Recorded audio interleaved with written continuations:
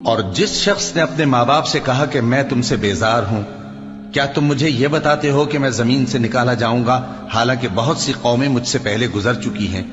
اور وہ دونوں اللہ کی جناب میں فریاد کرتے ہوئے کہتے تھے کہ کمبخت، ایمان لا، اللہ کا وعدہ سچا ہے۔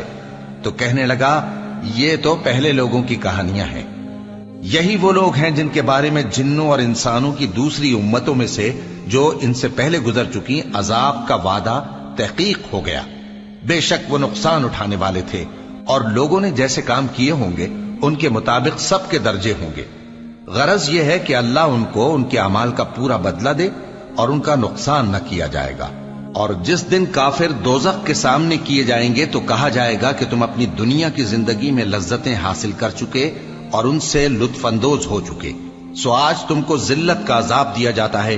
یہ اس کی سزا ہے کہ تم زمین میں ناحق غرور کیا کرتے تھے، اور اس کی کہ بد کرداری کرتے تھے۔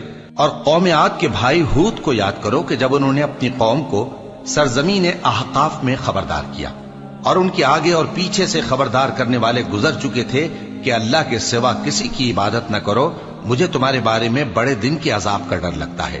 کہنے لگے کیا تم ہمارے پاس اس لیے آئے ہو کہ ہم کو ہمارے معبودوں سے پھیر دو؟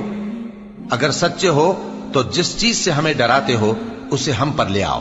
پیغمبر نے کہا کہ اس کا علم تو اللہ ہی کو ہے، اور میں تو جو احکام دے کر بھیجا گیا ہوں وہ تمہیں پہنچا رہا ہوں، لیکن میں دیکھتا ہوں کہ تم لوگ نادانی میں پھنس رہے ہو۔ پھر جب انہوں نے اس عذاب کو دیکھا کہ بادل کی صورت میں ان کے میدانوں کی طرف آ رہا ہے تو کہنے لگے یہ تو بادل ہے جو ہم پر برس کر رہے گا۔